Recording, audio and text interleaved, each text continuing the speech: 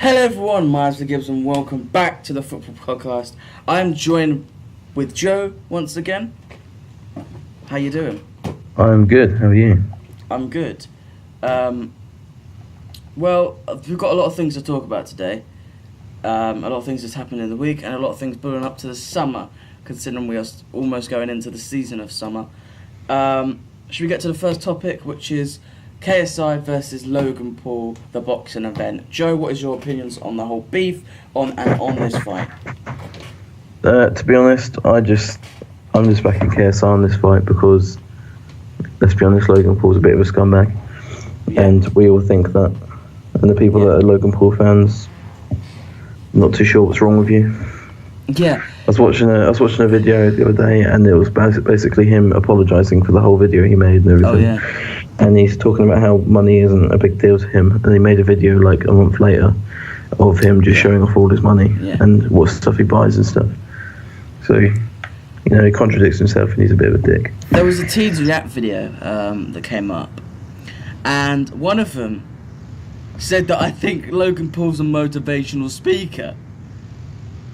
I was like, sorry, you film a dead body and now you're a motivational speaker. To be fair, if they've only seen the stuff he's done after he filmed the dead body, he would seem a bit like that. Do you know what I mean? Because after the dead body, he was on the news everywhere and he seemed a bit like he wasn't nice. Yeah. But you don't really know. She recognised that he did something wrong, so I'm assuming she saw the thing. Not sure then. I don't really know how you can think of him as a good person after what he did. Yeah. But did you hear his cameraman almost squared up to a bunch of fans? Oh really? Yeah, because they basically come out and they're obviously fake fans, and they went to him and talked to him about the whole incident because he was there. Oh right. And basically just said, "Fuck off and get out of there. Just get out." That's nice. So some of these confirmed fights that are actually in the podcast. What the fuck am I talking about? In the fights, in the event, is Nick Compton versus Bazinga. Your opinions on that one? For this one, I'm backing Bazinga, and I feel like it's a bit more like, although they're both from England, I feel it's a bit more like England versus America again, like the Logan Paul. So it really is an England versus American event, really, isn't it? Yeah, pretty much. Because if you think about it, obviously, I know Nick Compton is English, but he's living in America now. And he's friends with all that type of gang and stuff. All the. I can't really say that word. I'll probably get a fucking strike for bullying or something. If I say a word I was going to say. I personally think I'm obviously rooting for Bazinga because he's. I just like him as a YouTuber. Yeah. And I feel like. What annoys me about Nick Compton, he got famous stuff to say in one word, or one sentence. Yeah. And that was England is my city. And it's not exactly a good sentence either. No, exactly, no. I just feel like Bazinga's going to take this a lot more seriously. I don't feel like Nick Compton's a guy that takes stuff very seriously. Yeah, I haven't seen anything from Nick Compton on what he's doing. And like I feel like Bazinga's not just doing it for the boxing match, he's also doing it for the charity match. And he's doing it for himself as well. Yeah. Like bell training and everything. Another fight that is confirmed is Deji versus Jake Paul. Opinions on this one, Joe? This one's a bit more like you don't see either of them doing boxing. These are two people that you think boxing, really. But I feel like I want Deji to win, but it could go either way. I'm not really too sure, to be honest. But if KSI is helping Deji with the boxing and everything, I can't see why Deji can't win. Yeah, I was watching, I don't know if you saw the kickoff yesterday, but obviously for Saturday for people who are watching today. Yeah, I saw that. Where Cal Freezy was on it. Yeah. And he was talking that apparently Deji is terrible right now. And they're hoping that he gets better. Yeah, but I can't imagine Jake Paul being good. No, so. I don't think he's going to be good, but he has got MMA background. Yeah, but then that's wrestling, I'll have to see. That's ground control. He's not really going to have that in boxing, are they? No. I don't really know what he was like in MMA anyway. I personally think I kind of think Jake Paul is the favourite. I know it sounds weird, but I feel like He's a lot taller than Deji. Yeah. I feel like Jake Paul can take more, if that makes sense. Yeah. Most I don't like him. I feel like Deji, as soon as he gets a punch, he's going to fall to the floor. Yeah. Who knows? And then obviously the big fight, KSI versus Logan Paul. Both men want to kill each other, apparently. Both men want to end their lives. What's your opinion, Joe? Well, it was like I was saying about how Logan Paul. I don't see many people backing Logan Paul, but you see basically the whole of the UK backing KSI. Yeah. And I feel that's going to have a big influence on how they perform. Yeah, plus, it's in the UK. Yeah, I was about to say, plus it's in the UK, so near enough everyone there is going to be going for KSI. Yeah, but and I think Deji and Bazinga. Yeah, I feel like that might give the edge towards.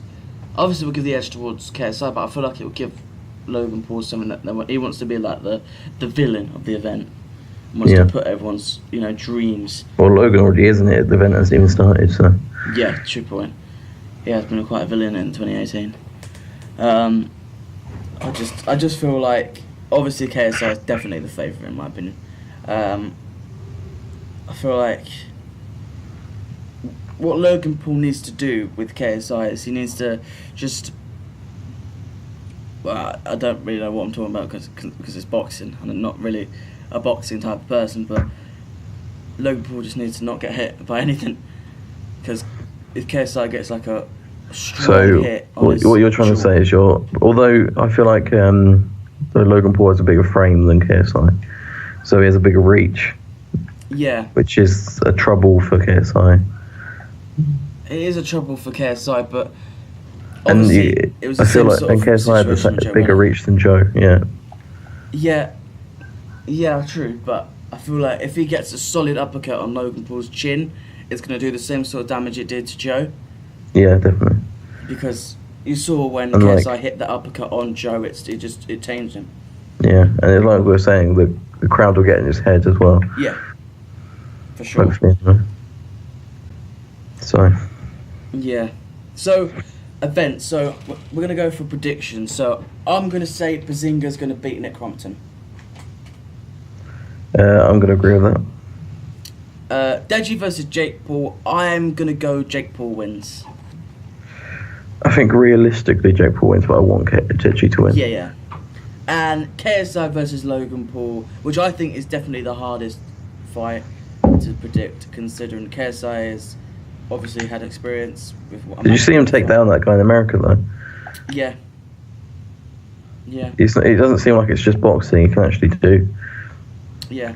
Well, he's pushing his abilities to the max. Yeah. That's for sure.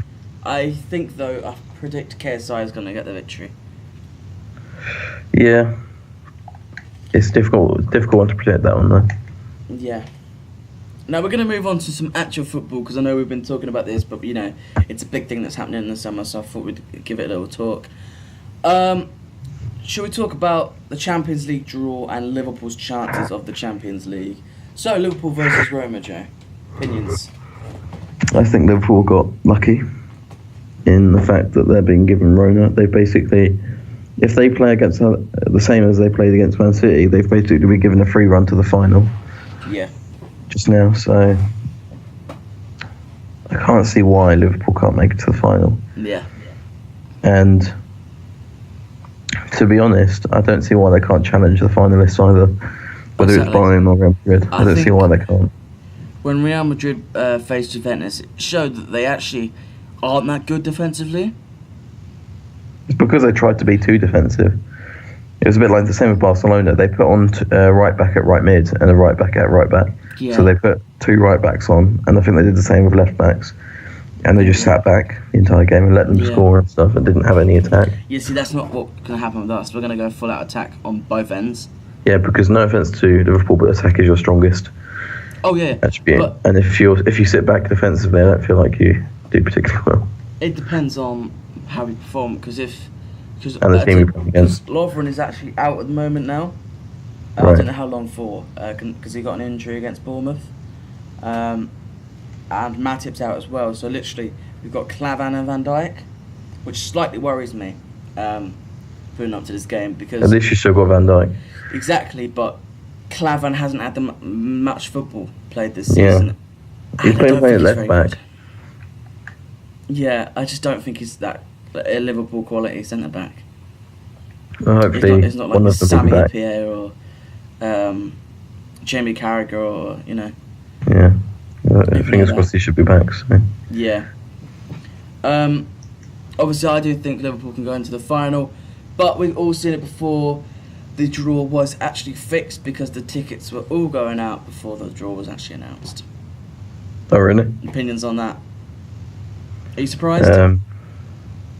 Not really. Let's be honest, it's something that they've done before, but I feel like they've done it because it just makes things more interesting. Yeah. If they'd done Real Madrid versus Liverpool and Bayern versus Bayern versus Roma, then they basically know who the final would be. Yeah. Whereas now, it's kind of a bit of like, who's going to be in the final? Yeah, because Bayern Munich can beat Real Madrid. And I feel... Which was shown by Juventus very nearly beating. Roma can beat us. They did to Barcelona, so why can't they do it to us? It's true. But I don't feel like you're going to sit back like Barcelona did. No, I feel like what we did against Man City is I feel like what we're going to try and do with Roma is in the first leg, because we got it at Anfield, we're going to absolutely try and blast them out the water. And I feel like second leg, we're going to stoke the pressure up a little bit and then just get them on the counter-attack.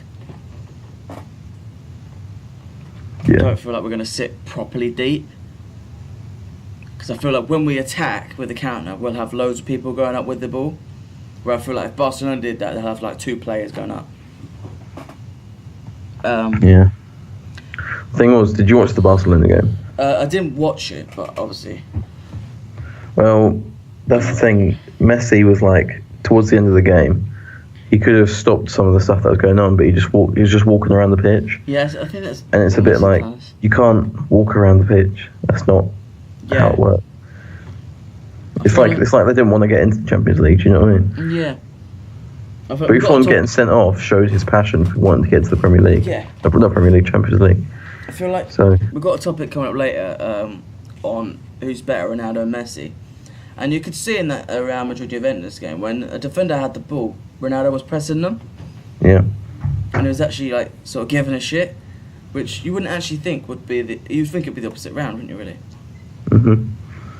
But yeah, I think Liverpool are gonna get past Roma, and I really think we can do it. I know it sounds like I'm not trying to be deluded or anything like that. I just generally feel like we've got a strong chance this year, and I feel like we kind of need to do it this year. Yeah, definitely. Yeah, this year's your best chance, I feel like. Because I feel like next year, for the likes of, I feel like it depends on the group obviously we get next year. Because I do think we'll get a top 4 this season now. Yeah. Because Chelsea for some reason are leaking goals at the back forever, aren't they? Yeah, although they've started to do better. Yeah, they did win, but just saying they concede a lot. Did you see the game? No. It started off 2-0 at half time, and then we won 3-2. All 3 goals were scored in 8 minutes. Giroud getting his first 2 goals for Chelsea as well in the Premier League. So. Yeah, I think Liverpool can do it. I want Real Madrid more than Bayern Munich, because I feel like as much as Ronaldo is going to be that difference, I feel like we can get at Real Madrid's back line, but then I feel like we can get at Bayern's back line as well.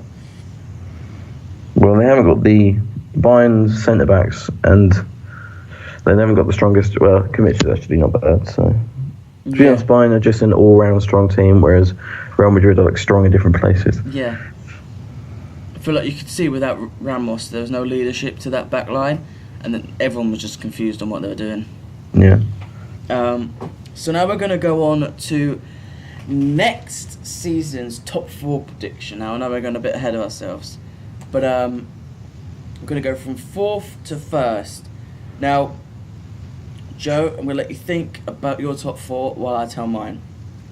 Okay. So in 4th, I think it's going to be Spurs. 3rd, Man City. 2nd, Man United, and obviously Liverpool winning the league. You really think they can win the league? Why not? We'll see. If we win the Champions League, why can't we win the Premier?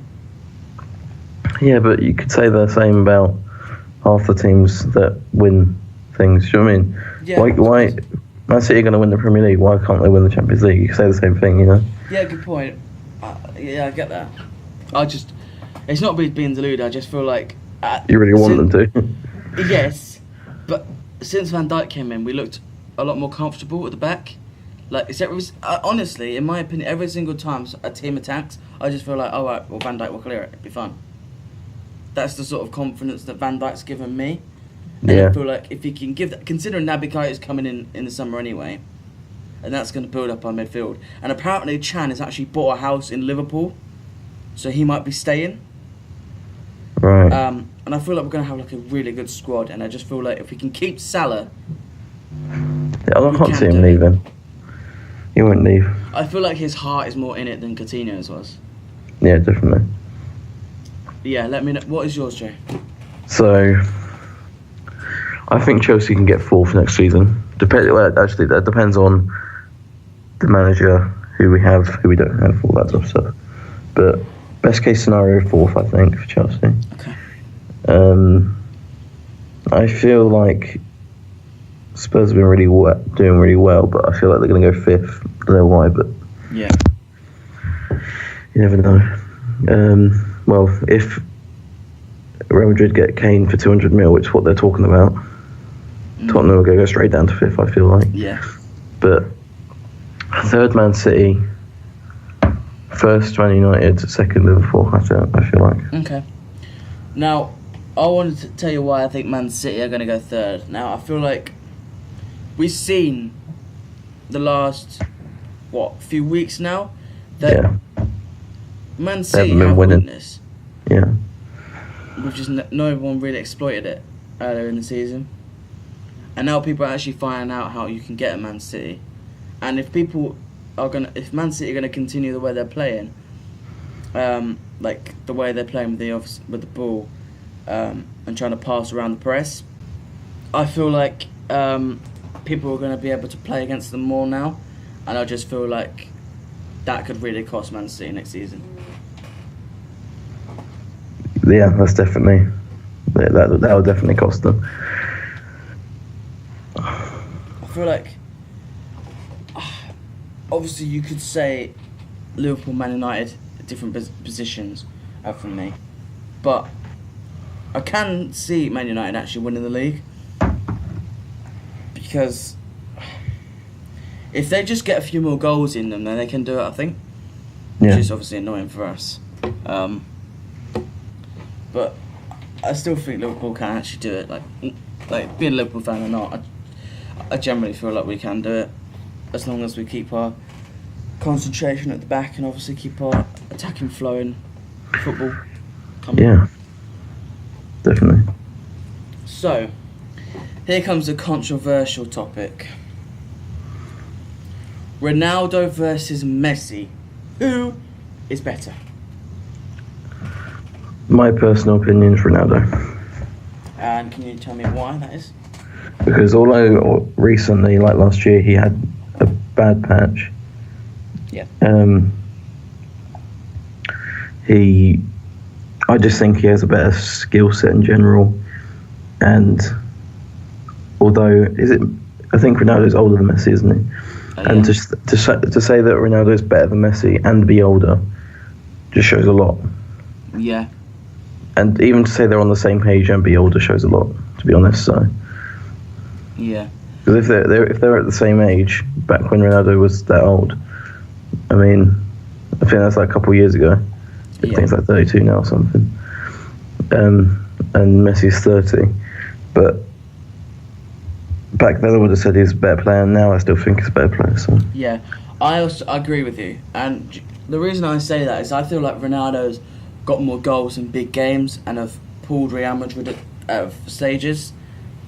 Whereas, yes, you could say that with Messi, but I feel like with Barcelona, they had a good squad to do it together rather than just Messi. And I feel like Ronaldo, so far this season, has been Real Madrid's, like...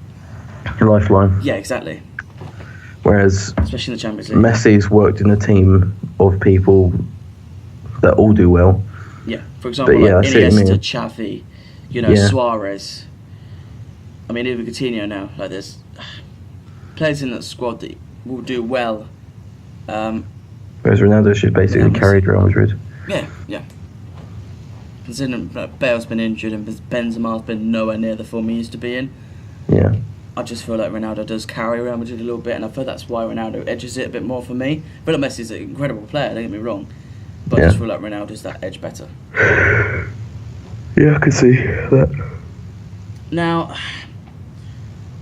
we're going to move on to some non-football topics, because I feel like, yes, this podcast is supposed to be about football, but I feel like we're going to expand on it and talk a bit more about different things. Okay. So, new games. Now, have you heard of any games that are coming out that you really want to see, or have you got any new games that are obviously in a franchise that are coming out again? I want to go on to first when we talk about last time about FIFA and stuff. Yeah. If they do not bring out FIFA 19 and keep FIFA 18, first of all, I think that's a very good idea. Yeah. To give people more time on the game and to create their ultimate team with more time. Yeah. I just think it's a good idea. So that's my first thing to say. But obviously, GTA 6 hopefully will come out at some point in the near future. Yeah. There's a game called Insurgency. It should be coming out on PlayStation this year. Right. It looks really good. And Save the World for Fortnite hopefully will come out at some point too. Right. They're the three things I'm going to mention. Now, I don't think a lot of people that subscribe to me are actually followers of WWE. But I'm looking forward to seeing what they do with 2K19. Now, 2K18, they fucked it up completely because it's boring, there's nothing to it. The career mode is like a diabolical mess. Like, exhibition mode is just limited. They need to add more match types, they need to add everything. And I feel like if they don't do well this year, 2K can't be the makers of WWE games anymore, and I think didn't THQ go bankrupt? I'm not sure, to be honest. I can't remember that. I don't really follow that. So. Yeah, I'm pretty sure the company did go bankrupt. If you do know, let me know in the comments if you know what happened to them. But I'm kind of looking forward to see what they do to that, if they actually make it better or fuck it up even more. Obviously, I'm agreeing with you with the FIFA 19 situation. I feel like they do need to wait till next year to do it, to give more people more time to play FIFA 18 Ultimate Team, for example. Yeah. More time for them to use their rewards and stuff like that. Quickly, I'm going to go on to this. Have you seen AA9 Skills' video on the FIFA 18? No, I haven't. Well, he was talking about foot champs, and I was actually agreeing with what he said. I feel like that mode limits people. Yeah, I've seen someone else talk about that. Because if people aren't that good at the game, they're not really going to do well on foot champs. So they don't really have a chance to compete with everyone else. Yeah. So he said that I feel like the weekend league should be a league that's open for everyone. Yeah, I think it should be. Now, you mentioned GTA 6. What are the things you want to see in GTA 6? To be honest, GTA 5 was so good that GTA 6 just needs to be GTA 5 in a new location, new characters, obviously, and to just have a whole new style of game. So, like, you had Michael, who was the rich guy, you had Trevor, who was like a hillbilly type guy, and you had Franklin, who was like somewhat poor. Yeah. And I feel like the three characters need to just be something completely different that shows a completely different lifestyle. And instead of robbing banks, they need to do something else. Obviously, I don't know what that is, but something that they need to change. What do you think? I agree with you, and I feel like... Well, I agree with you, and I feel like what all GTA 6 needs to do is maybe add a few more things online and maybe just develop the graphics a bit more. Yeah. I don't feel like they have to do much more to actually make it a good game. I just feel like GTA 5 was such a good game that I feel like It doesn't need much. It just needs something different to actually get people to buy the game. Because if it's the same thing, there's going to be no point in getting it. Yeah. Yeah, because they can't. I think they need to add more things on like different things on online. They can have the same sort of style online, but like have different races, maps, or different things like that. Yeah. And obviously the story mode has to be quite good as well. Yeah. Because obviously if people don't want to play online, they want to play something else, and I feel like the story needs to be good to be able to be playing that. I feel like they need to bring out some single player DLC stuff. Yeah, for sure. I feel like that's what GTA 5 that's one thing. Yeah, I was going to say that's one thing they really missed out on from GTA 5 is that for the people that enjoy single player, they needed to bring out something for those people. Yeah, and it was all just online. Everything was just online. Yeah, so I feel like once you finish the story, you can't really do anything else. Yeah, pretty much. Just drive around and do random things that you can do it online, and it's better online anyway. Yeah. But who knows? GTA 6 could be like a really, really good game, and it could. If they do it the right way, yeah. Yeah. Or it could fall down the amount of bad games, but I don't think that's going to happen with Rockstar.